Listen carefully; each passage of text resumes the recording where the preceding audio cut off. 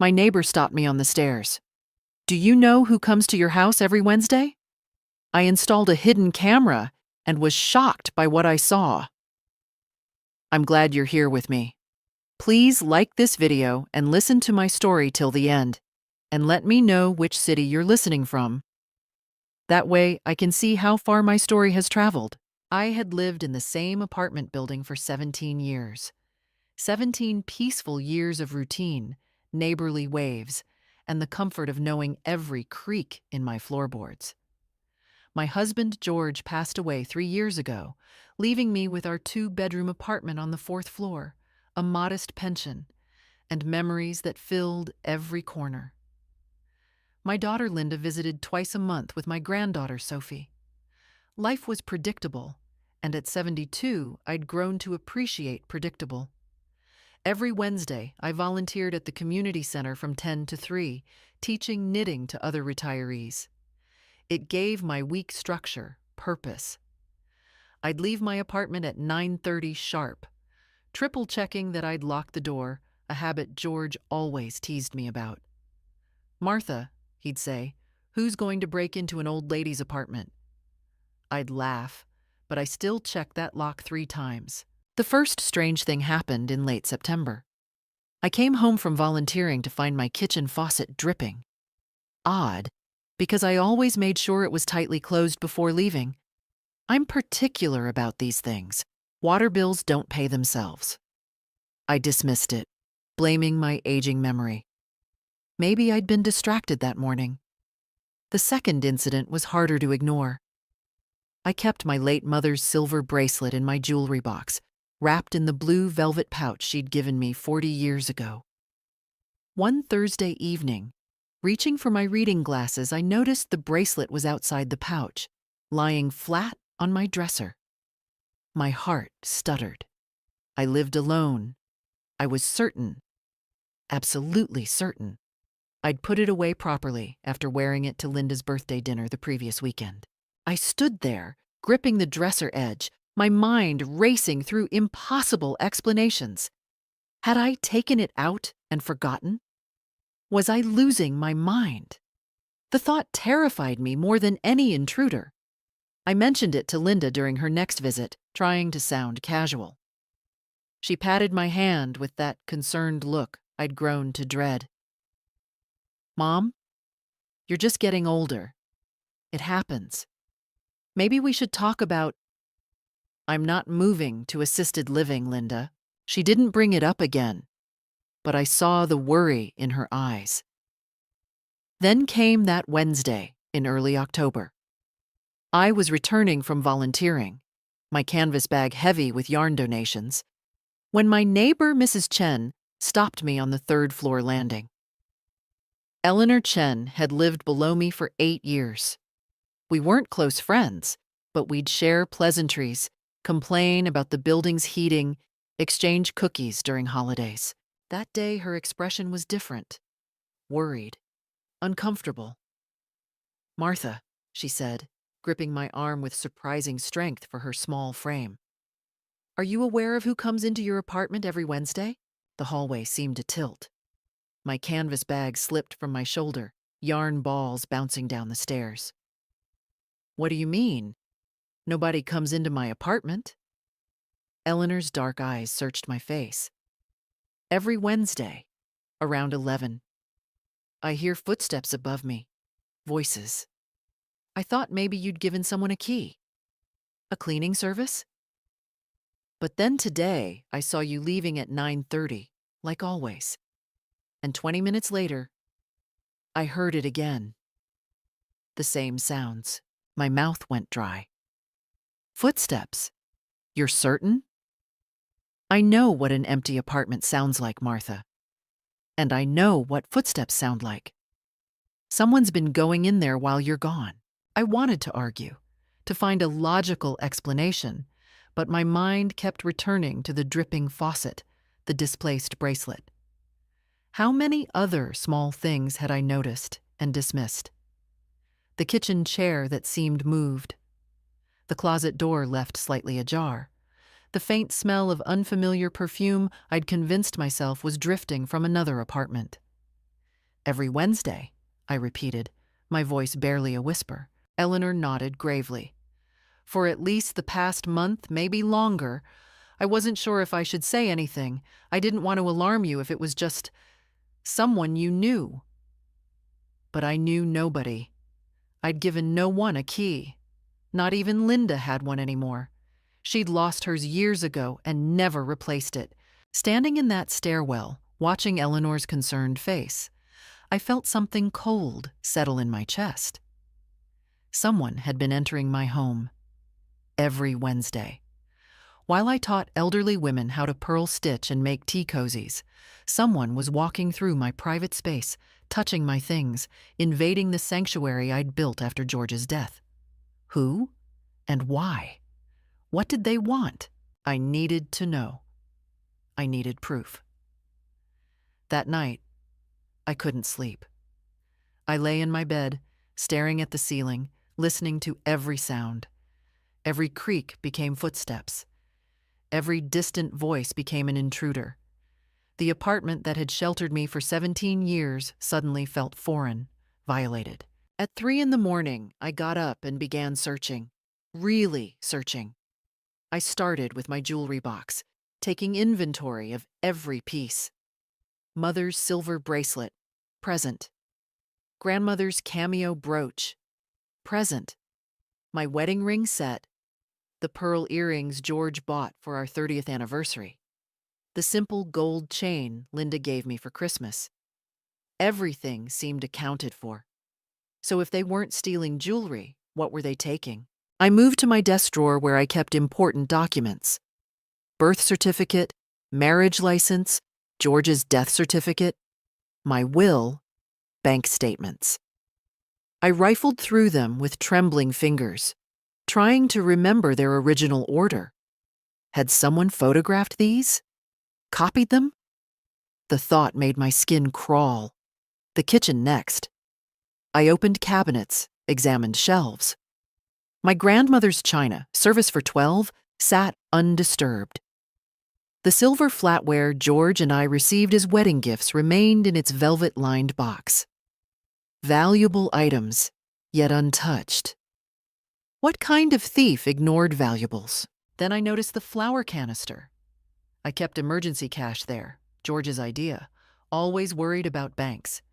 $200 in 20s, rubber banded and tucked beneath the flour. I pulled it out with shaking hands and counted. $160. $40 was missing. I counted again and again. Only $160. They weren't just entering my home, they were stealing from me. Small amounts, easy to miss, easy to dismiss as my own forgetfulness. How long had this been going on? How much had they taken before I noticed? I sank into a kitchen chair, the money clutched in my flour-dusted hands. The violation felt complete. Someone was treating my home like their personal bank, my privacy like something worthless. And I'd been completely unaware, going about my Wednesdays while strangers rifled through my life. Fear washed over me in waves. Who were these people? How did they get in? Did they have a key? Had they made a copy somehow? Were they watching me, knowing my schedule, timing their intrusions perfectly? I thought about calling Linda, but I could already hear her response. Mom, are you sure? Maybe you spent that money and forgot. Maybe you miscounted. Let me call Dr. Patterson, get you checked out. She'd use this as ammunition for her assisted living campaign, proof that I couldn't manage on my own. I thought about calling the police. But what would I tell them? That I was missing $40 and my faucet dripped? That my neighbor heard footsteps and I sometimes found things moved? They'd pat my hand just like Linda did, treat me like a confused old woman imagining things. Number 1, I needed proof. Real, undeniable proof. I needed to see their faces. The idea came to me as dawn broke over the city, pale light filtering through my kitchen curtains.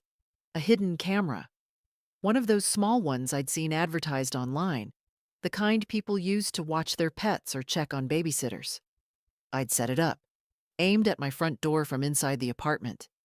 Let it record next Wednesday while I was gone. Then I'd know. I'd have evidence. Faces, voices, actions. The police couldn't dismiss video footage. I felt a small spark of something I hadn't felt since George's death. Purpose. Determination. Someone thought I was an easy target, a forgetful old woman they could victimize without consequence. They thought I wouldn't notice, wouldn't care, wouldn't fight back. They were wrong. I waited until 9 that morning when the electronics store opened. My hands were steady as I dressed, pulled on my coat, grabbed my purse. I took the bus downtown, found the store, and approached a young man with a name tag, reading Trevor. "I need a hidden camera," I told him. "Something small with good quality video, battery-powered or that can run all day, and it needs to be simple. I'm not good with complicated technology." Trevor's eyebrows rose, but to his credit, he didn't question me. "We have several options. What's your budget?" I thought of the $160 in my flour canister. "Whatever it takes. I need to catch someone who's been breaking into my home." His expression shifted to concern, respect. "Let me show you our best models." I left the store $200 poorer. I'd used my debit card for the difference, but carrying a box containing a tiny camera that could record for 12 hours straight. Trevor had patiently explained the setup. Charge it overnight, press the button, hide it somewhere with a clear view, and it would capture everything. Walking home, the box tucked in my bag, I felt both terrified and empowered. Next Wednesday, I'd have my answer. Next Wednesday, the invasion of my home would end. I spent the weekend learning how to operate the camera. Trevor had been patient, but I was 72, and technology didn't come naturally. I charged it fully, practiced pressing the record button, tested different hiding spots in my living room. Finally, I settled on the bookshelf beside my front door, tucking it behind a row of George's old mystery novels, lens pointed toward the entrance. From that angle, I'd capture anyone coming through the door. Linda called Sunday evening. "Mom, I can't make it this week. Sophie has a dance recital on Saturday. Maybe the week after?" Relief flooded through me. I didn't want Linda here right now, asking questions, noticing my distraction. "Of course, sweetheart. Send me photos of the recital." Tuesday night, I barely slept. I rehearsed my Wednesday routine in my mind, checking every detail. I needed everything to appear completely normal. No changes to my schedule. Nothing to alert whoever was doing this. Wednesday morning arrived cold and gray. October wind rattled my windows as I prepared breakfast, hands trembling slightly as I poured coffee. At 8:30, I activated the camera. One press, red light blinking twice, then going dark as Trevor had promised. I positioned it carefully behind the novels, tested the angle one final time. At 9:15, I gathered my canvas bag and coat. Before leaving, I did something I'd never done before. I placed a single strand of my white hair across the doorframe at knee height, pressed against the wood where it would be invisible unless you knew to look. If someone opened the door, the hair would fall. An old trick from one of George's detective novels. I triple-checked my lock, then headed downstairs. Eleanor Chen was collecting her mail. She looked up, gave me a meaningful glance. I managed a small nod. She knew today was Wednesday. She knew what I was hoping to discover. "Good luck," she whispered. The community center felt impossibly far away. I taught my knitting class on autopilot, mind racing with possibilities. Who would I see on that camera? A stranger? A neighbor? Someone I knew? The hours crawled past like days. At 2:30, I couldn't bear it anymore. I told the center director I felt unwell, not entirely a lie, and caught the early bus home. My hand shook as I unlocked my apartment door at 3:15. The hair strand was gone, lying on the hallway floor. Someone had been here. I closed the door behind me, locked it, engaged the chain, retrieved the camera from its hiding spot. The red light blinked once when I pressed the stop button. 12 hours of footage saved. I connected it to my laptop. Linda had given me one last Christmas, insisting I learn email, and Trevor had showed me how to download files. It took 15 minutes of fumbling, but finally, the video appeared on screen. I pressed play. For the first hour, nothing. Empty apartment, morning light shifting across my furniture. I fast-forwarded, watching time compress on screen. At 10:47 a.m., my front door opened. I stopped breathing. A woman entered first, mid-40s, expensively dressed, dark hair pulled into a sleek ponytail. She moved with familiar confidence, pulling off her coat like she owned the place. Behind her came another woman, younger, maybe 30, blonde, carrying a large designer purse. I didn't recognize either of them. "She'll be gone until 3, the dark-haired woman said clearly. The camera's audio was excellent. "We have plenty of time." The blonde woman laughed, actually laughed, as she walked into my kitchen. "I still can't believe she has no idea. How long has it been now?" 6 months, the first woman replied. Maybe longer. Hard to keep track. 6 months. They'd been violating my home for 6 months. I watched, horror mounting, as they moved through my apartment like it was theirs. The dark-haired woman opened my refrigerator, took out orange juice, poured herself a glass. The blonde settled onto my couch, George's favorite spot, and kicked off her expensive shoes. "Did you bring the checkbook?" the dark-haired woman asked. The blonde pulled something from her purse. My checkbook, the one I kept in my desk drawer. "Just one check today," the dark-haired woman said. "We can't be greedy. Small amounts, like always." She's already questioning her memory. We push too hard, she might actually investigate. The blonde woman, writing in my checkbook, forging my signature, looked up with a smirk. "Martha's too old and confused to investigate anything. Linda says she's getting worse every week. Another few months, and she'll be in a facility anyway. Linda says." The words hit me like a physical blow. I paused the video, staring at the frozen image of these strangers in my home, discussing my daughter. How did they know Linda? What did they mean? Linda says. My chest tightened. My hands went cold. I forced myself to resume the video. I watched the entire video 3 times. Each viewing revealed new violations. They'd gone through my mail, photographed documents, taken cash from my desk, not just the flour canister. The blonde had tried on my mother's bracelet, laughing about how vintage it looked. They'd eaten my food, used my bathroom, sat on my furniture discussing their next moves like strategists planning a campaign against me. A 72-year-old widow they'd dismissed as senile. The worst part came near the end. The dark-haired woman, standing at my window overlooking the street, said, "Linda's pushing for the memory evaluation next month. Once the doctor confirms dementia, we'll have her declared incompetent. Then Linda gets power of attorney, and this apartment becomes much easier to access." Dementia, power of attorney. Linda. My own daughter was part of this. I spent that evening in a fog of betrayal and fury. Linda, my only child, the baby I'd raised, whose college I'd paid for with George's life insurance money, who I'd supported through her divorce, who brought Sophie to visit. She knew.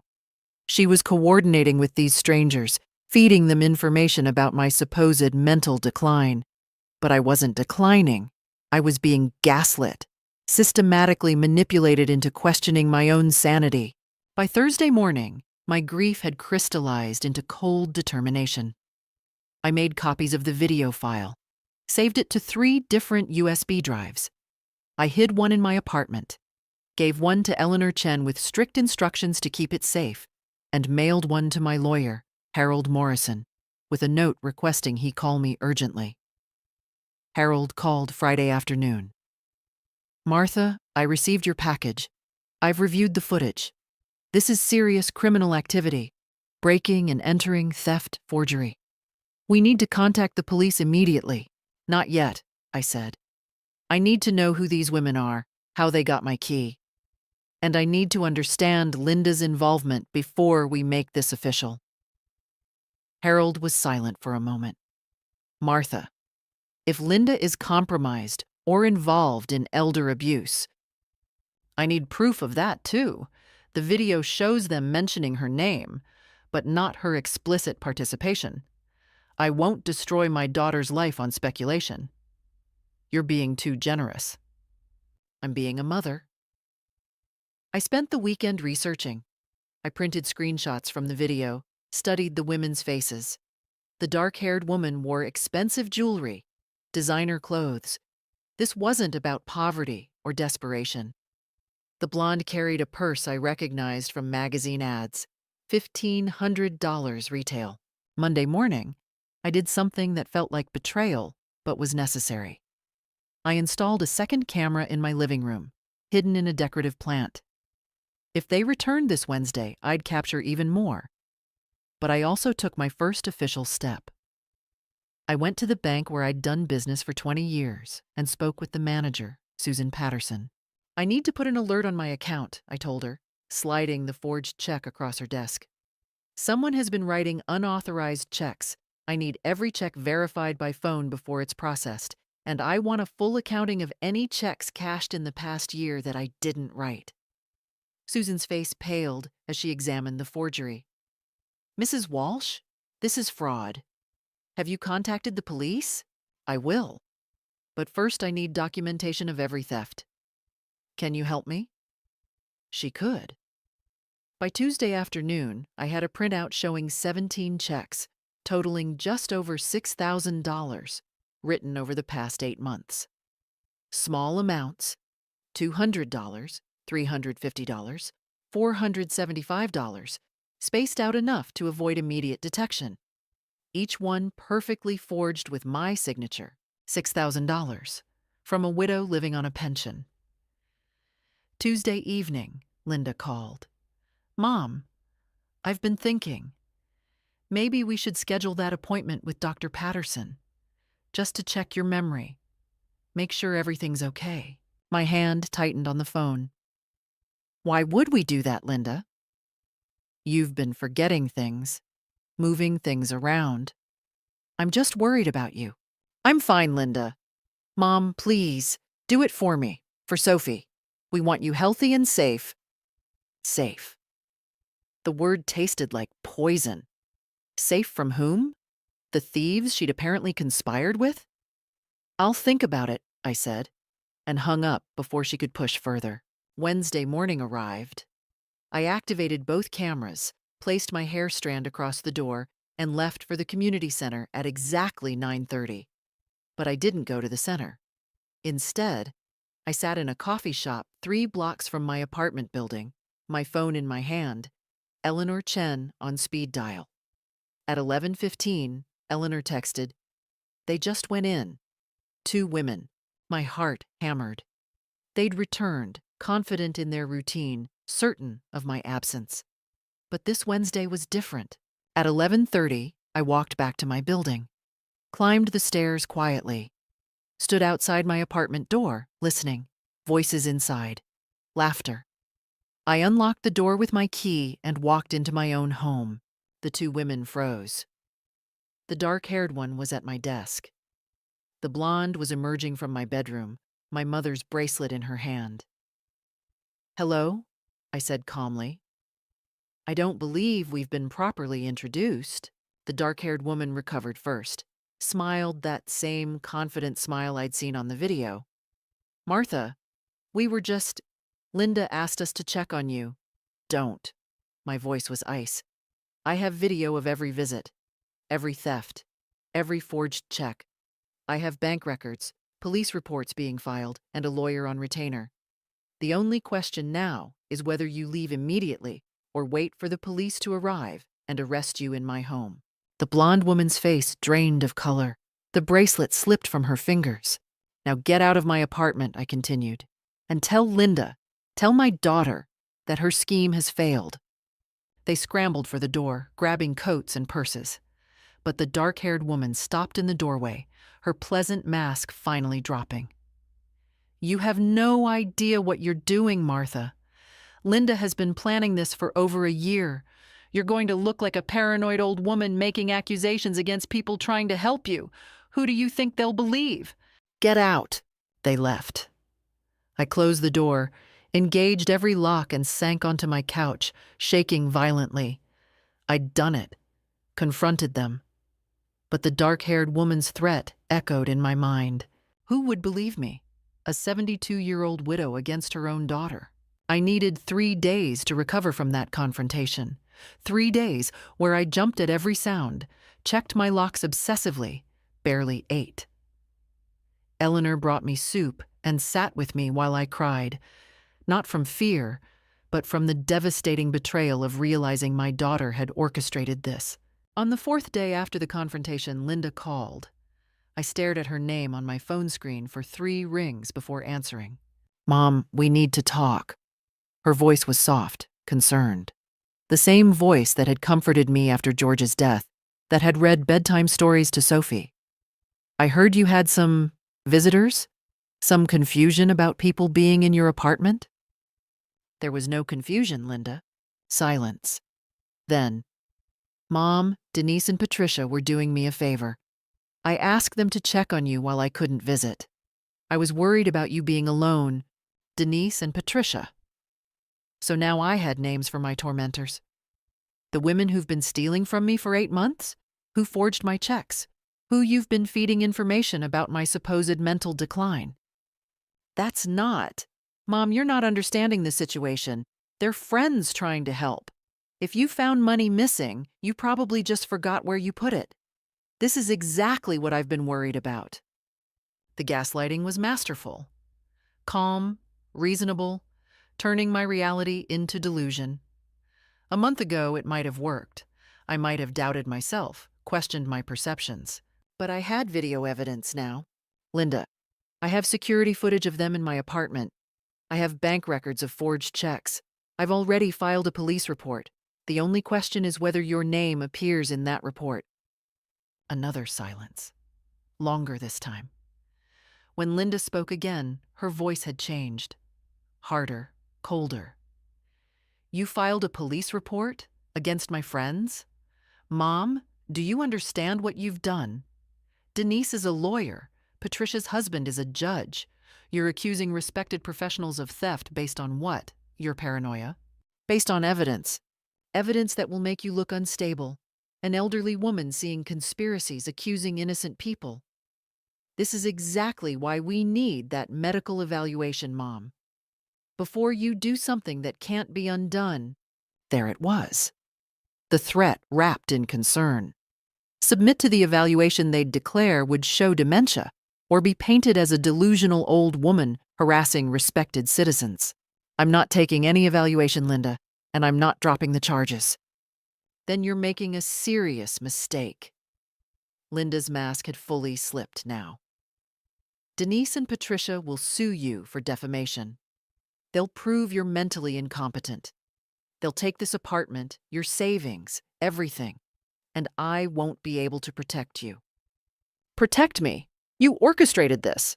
"I tried to help you transition to care gracefully. You're too stubborn to see you can't manage alone anymore. This apartment is too much for you. The money from selling it could give you a beautiful assisted living situation." Quote, "This is my home, Linda. It's a prison keeping you stuck in the past. Dad's gone, Mom. He's been gone 3 years. You're alone in this apartment, talking to his memory, refusing to move forward. I was trying to help you see that you need more support than I can give. But now you've turned a compassionate intervention into a criminal case." My hand gripped the phone so tightly, my knuckles went white. "Get out of my life, Linda. And tell your friends they'll be hearing from my lawyer." I hung up before she could respond. Then I sat on my couch and cried for the daughter I'd lost. Not to death, but to greed and manipulation. Eleanor found me there an hour later. I'd given her a key after the confrontation, unable to bear being completely alone. She sat beside me, held my hand while I explained everything. The phone call, Linda's threats, the realization that my only child had orchestrated my victimization. "You need more than a lawyer," Eleanor said finally. "You need support. People who'll stand with you, verify your mental competence, witness your strength. I have you. You need more than one elderly neighbor." Eleanor pulled out her phone. "My son is a social worker specializing in elder abuse. My daughter-in-law is a gerontologist. Let me call them. Let me bring in people who understand these situations, who can document that you're clear-headed and capable." I wanted to refuse, to insist I could handle this alone, but pride wouldn't protect me from Linda's machinations. "Okay," I whispered. By the weekend, Eleanor's son David had visited my apartment, interviewed me for 2 hours, reviewed my evidence. He was professional, thorough, and most importantly, he believed me. "Mrs. Walsh, what you're describing is textbook financial exploitation combined with psychological manipulation," he said, sitting across from me at my kitchen table. "Your daughter and her associates were systematically gaslighting you to facilitate theft and set up a conservatorship grab. You did exactly the right thing documenting everything. Will it be enough? Linda says her friends will paint me as paranoid." David smiled grimly. "Your video evidence, bank records, and my professional evaluation will counter that narrative. But I want to bring in Dr. Sarah Kim, my wife, the gerontologist. She can conduct a full cognitive assessment, document your mental competency. It'll remove any question about your ability to make decisions." "When?" "Tomorrow, if you're willing." I was willing. Dr. Kim arrived Sunday afternoon, a calm, efficient woman in her 40s who spent 3 hours putting me through memory tests, problem-solving exercises, questions about current events and personal history. She was patient, never condescending, treating me like an intelligent adult rather than a confused child. Monday morning, David called. "Dr. Kim's evaluation is complete. Mrs. Walsh, you scored above average for your age group on every metric. Your memory is sharp, your reasoning is sound, and there's zero indication of cognitive decline. She's writing a formal report that will stand up in any legal proceeding." For the first time in months, I felt the weight lift slightly from my chest. I had evidence. I had expert testimony. I had people who believed me. I wasn't alone anymore. But Linda wasn't finished. That evening, she sent an email, copying Denise and Patricia, I noticed, informing me she was reluctantly pursuing guardianship proceedings for my own protection. Attached were statements from neighbors claiming I'd seemed confused, forgetful, increasingly paranoid. Neighbors I barely knew, whose names I didn't recognize. Denise and Patricia were making their move, using their connections to manufacture evidence of my incompetence. The war wasn't over, it was just beginning. They came on a Thursday evening, 5 days after Linda's email. I was heating soup when my doorbell rang. Through the peephole, I saw all 3 of them, Linda, Denise, and Patricia, standing in my hallway with carefully composed expressions of concern. I opened the door but didn't invite them in. "What do you want?" Linda stepped forward, eyes red, as if she'd been crying. "Mom, please, can we talk? Really talk. I hate how things ended between us." Denise, the dark-haired lawyer, added gently, "Mrs. Walsh, I think there's been a terrible misunderstanding. We only wanted to help." Patricia, the blonde, nodded earnestly. "We feel awful that our intentions were so misconstrued. It was a performance. A carefully rehearsed attempt to appear reasonable, conciliatory, victimized by my accusations. But I'd seen their real faces on video, heard their real voices discussing my exploitation." "Say what you came to say," I told them. "You have 5 minutes." They exchanged glances. Then Linda took a breath. "Mom, we want to drop everything. The guardianship petition, the defamation concerns, all of it. We just want to move forward as a family." "In exchange for what?" Denise smiled that professional smile I'd come to hate. All we ask is that you withdraw the police report. Accept that there were misunderstandings on all sides. Let us help you downsize into a more manageable living situation. We've found a beautiful facility. Quote, no. Patricia's pleasant expression flickered. Mrs. Walsh, you're not being reasonable. We're offering you a way out of a very messy legal situation. Do you understand what will happen if we proceed? The discovery process alone will be invasive. Your medical records, financial history, personal life, all of it examined publicly. Then examine it. I have nothing to hide. Linda's tears vanished, replaced by frustration. Mom, for God's sake, think about Sophie. Do you want your granddaughter to watch her grandmother drag her mother through court? To see you portrayed in the media as a paranoid old woman harassing innocent people? I'd rather she see her grandmother standing up to thieves and manipulators, even when they're family. The masks were cracking now. Denise stepped closer, voice dropping to something almost threatening. Martha, I've practiced law for 20 years. I have connections throughout this city's legal system. If we go to court, I will bury you in paperwork, drag this out for years, drain every penny you have in legal fees, and at the end, you'll lose. Because I'm very, very good at what I do. Then I guess we'll see how good you are at defending theft and fraud charges. Patricia laughed, actually laughed. You think you're so clever with your little cameras and your printouts. But who do you think the jury will believe? A confused widow whose own daughter says she's declining, or respected professionals with sterling reputations? The jury will believe video evidence. Will they? Denise's smile was predatory now. Video can be misinterpreted, Mrs. Walsh. Two concerned friends checking on an elderly woman at her daughter's request. The cash you claim we took? You'll have to prove it was there. The checks. Easily explained as you giving us money and forgetting. Your memory issues are well documented. By you, with manufactured statements. Linda stepped forward, and for a moment I saw something almost like genuine emotion in her eyes. Pain, maybe. Or regret. Mom, I'm your daughter. I loved you. I still love you. But you're making this impossible. We came here to offer peace, to give you a way to age gracefully, with support. Instead, you're choosing war. You chose war when you sent thieves into my home. I sent friends to check on you. Linda's composure shattered. You're so stuck in this apartment, this shrine to Dad. You can't see that you need help. You're isolated, paranoid, seeing conspiracies. I see what's real. And what's real is that my daughter tried to steal my home and my independence. Denise placed a hand on Linda's shoulder, restraining her. This is pointless. She's too far gone to see reason. I see perfectly clearly. Do you? Patricia's voice was venomous now, all pretense of kindness gone. You're a lonely old woman who can't accept that her life has become small and meaningless. You're clinging to this apartment because it's all you have left. But it's not enough, Martha. You're not enough. You never were.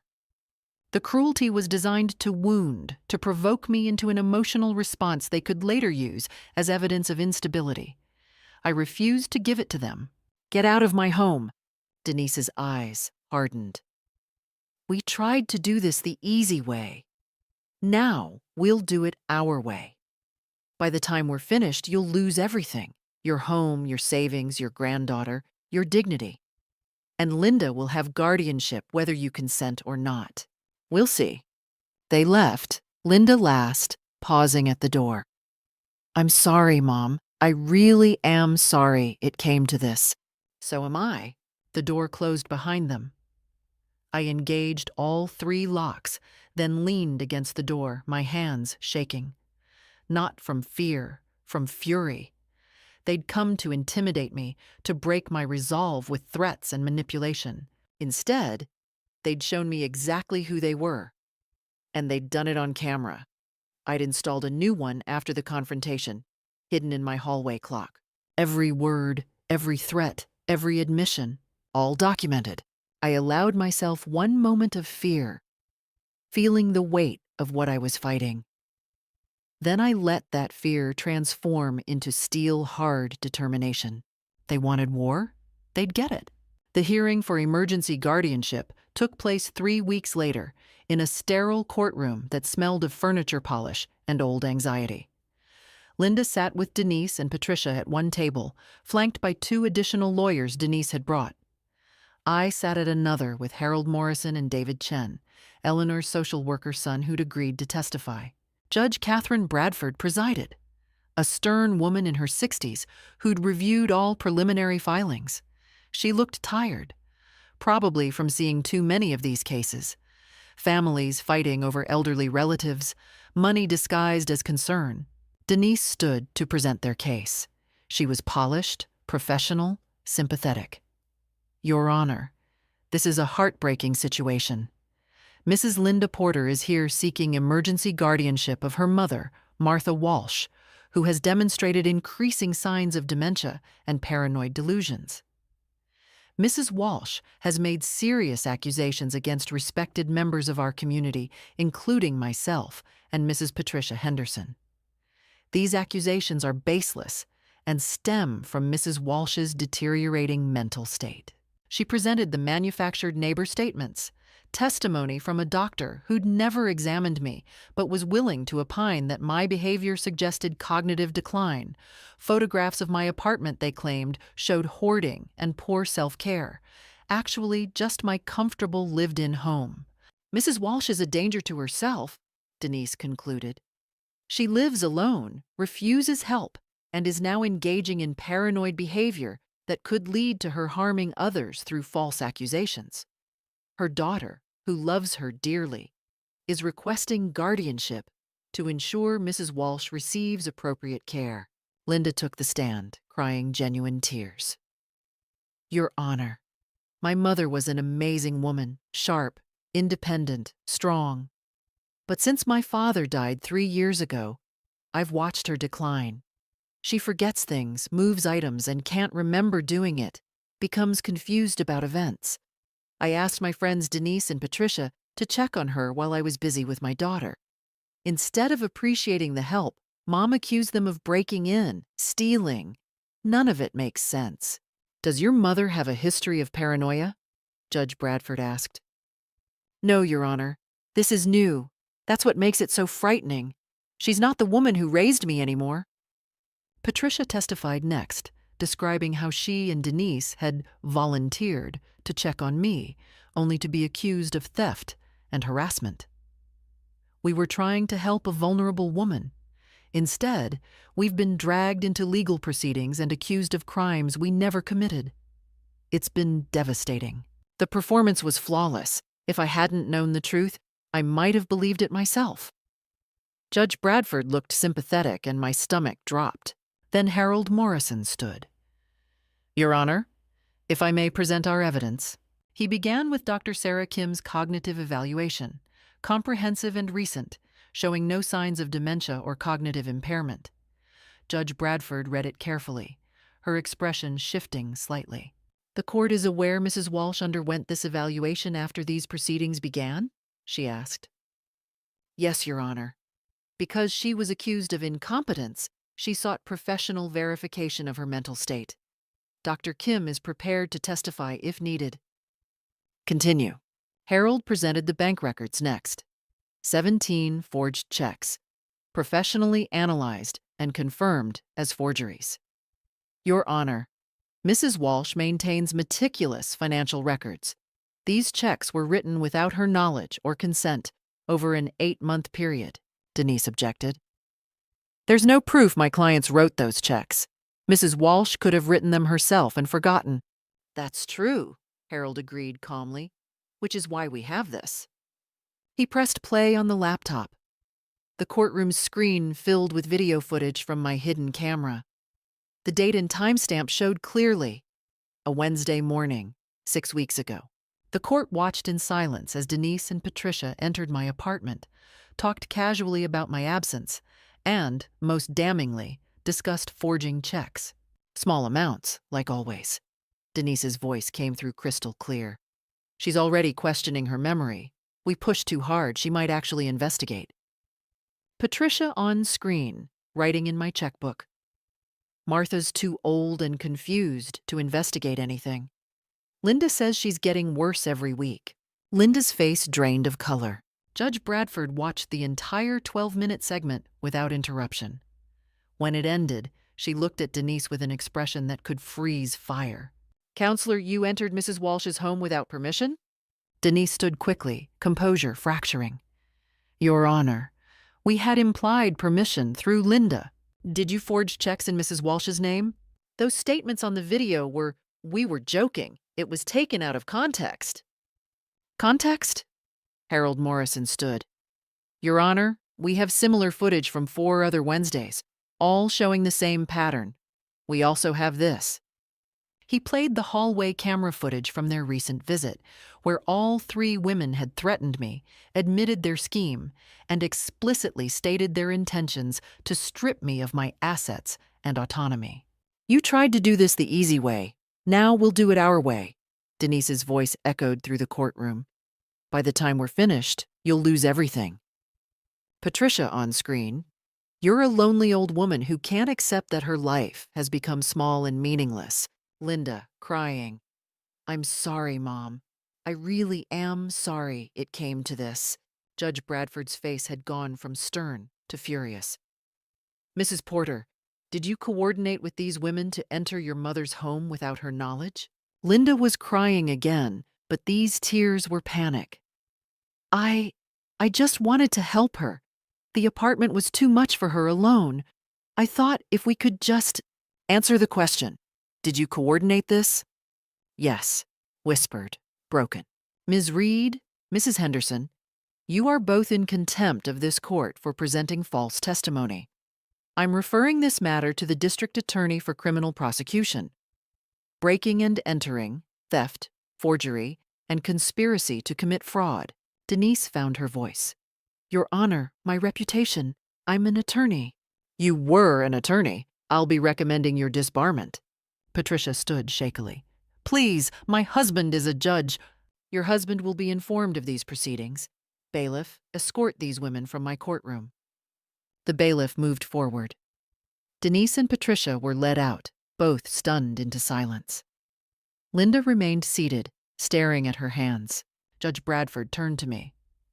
"Mrs. Walsh, I apologize that you were subjected to this abuse. The petition for guardianship is denied with prejudice. I'm issuing a restraining order prohibiting Linda Porter and her associates from contacting you or entering your property. Do you wish to pursue criminal charges against your daughter?" Every eye in the courtroom turned to me. This was the moment. The choice between justice and mercy, between punishment and family. I looked at Linda, my daughter. The baby I'd rocked through nightmares, whose scraped knees I'd bandaged, whose college graduation had made me cry with pride. "Yes," I said quietly, "I do." Linda's sob echoed through the silent courtroom. "So ordered, we're adjourned." The district attorney's office moved quickly. With video evidence and judicial recommendation, they had everything needed for prosecution. Denise Reed and Patricia Henderson were arrested within 48 hours of the hearing, charged with burglary, grand theft, forgery, and conspiracy to commit fraud.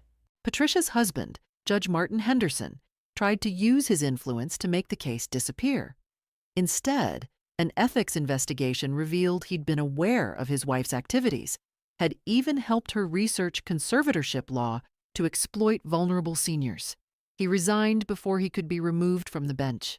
Denise fought her charges with the desperation of someone watching her entire life collapse. She hired expensive lawyers, filed motions, tried to paint herself as the victim of a vindictive old woman's fantasies. But the evidence was overwhelming. Video doesn't lie. Forged checks don't lie. Bank records don't lie. The trial lasted 2 weeks. I testified, showing the jury my documentation, explaining how I'd discovered the theft, describing the systematic gaslighting meant to make me question my sanity. The prosecutor was thorough, damning, relentless. Denise's lawyer tried to argue that they'd had implied permission through Linda, that this was a misunderstanding blown out of proportion. The video of them discussing my declining memory and their plan to have me declared incompetent destroyed that defense. The jury deliberated for 3 hours, guilty on all counts. Denise Reed was sentenced to 4 years in prison and ordered to pay full restitution. $6,000 in stolen funds plus $20,000 in damages for emotional distress. Her law license was permanently revoked. The career she'd spent decades building, destroyed. Patricia Henderson received 3 years, her sentence lighter because she'd cooperated with investigators, providing details about how the scheme had begun. Apparently, Linda had approached them at a charity function, complaining about her difficult mother who refused to downsize, who was sitting on valuable real estate that could fund Linda's daughter's college education. They'd offered to help. For a cut of the proceeds, of course. Linda's trial was separate.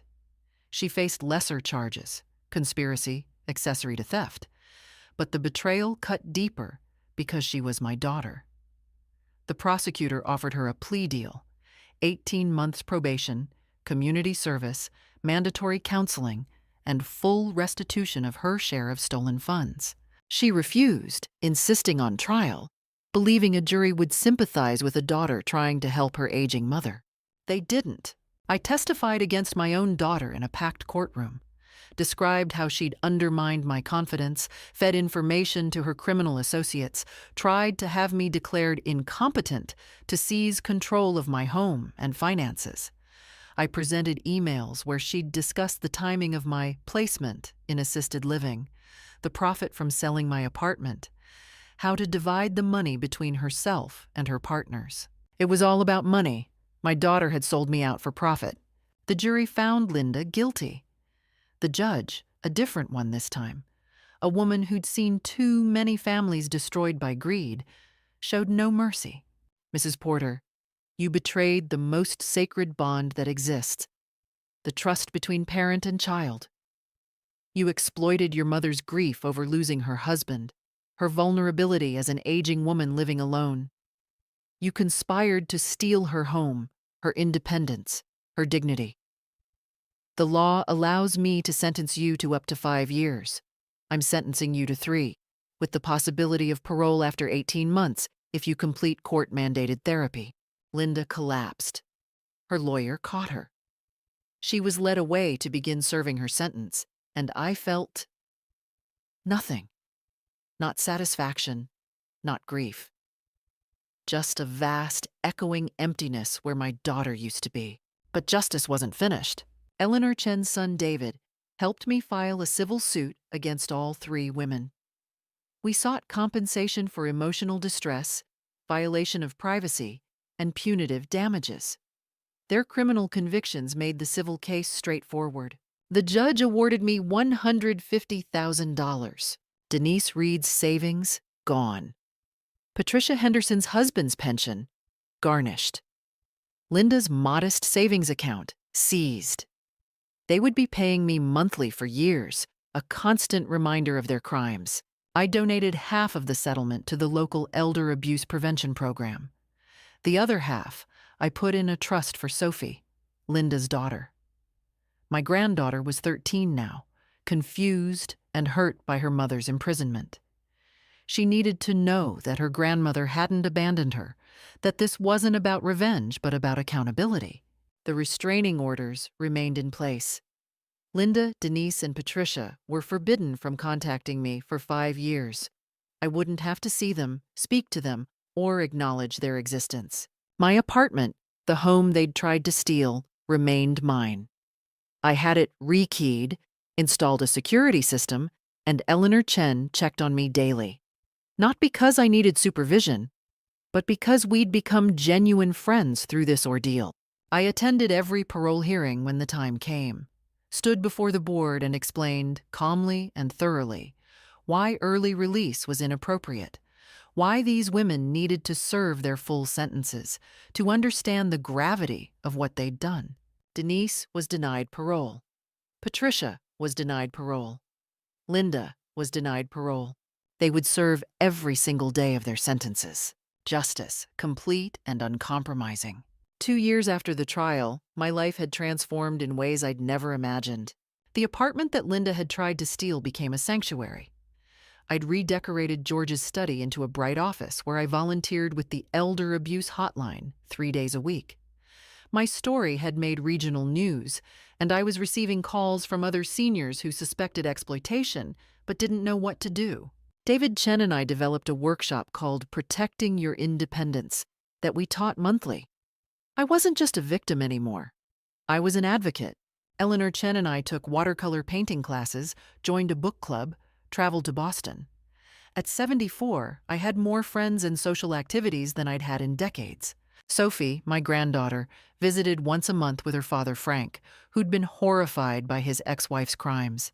She was 15 now, thoughtful and kind. "Grandma, do you hate Mom?" she asked me once. "I hate what she did, but I'm just sad that she chose greed over love. She writes me letters from prison. You can love your mother and still know what she did was wrong." My life was purposeful, rich, connected. Everything Linda had claimed I'd lost, I'd actually found. Meanwhile, my former tormentors discovered that consequences are permanent. Denise Reed served her full 4 years. Disbarred and convicted of exploiting a vulnerable senior, no one would hire her. She was working retail for minimum wage, living in a studio apartment. 20 years of career building, obliterated. Patricia Henderson's fall was even more dramatic. Her husband's judicial career ended in scandal. After serving 3 years, she emerged to find her marriage dissolved and her children refusing to speak to her.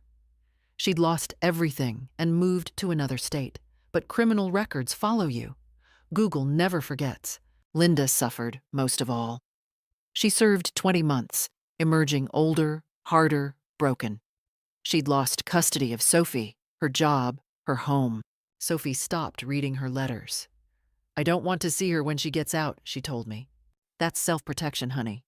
Linda violated parole 6 months later, failed drug test, missed therapy. She was sent back to complete her sentence plus additional time. All 3 women paid me $500 monthly for years. Every check I split between Sophie's college fund and elder advocacy programs. Their crime funded protection for other vulnerable seniors. There was poetry in that. If something feels wrong in your life, trust yourself. Document everything. Seek help.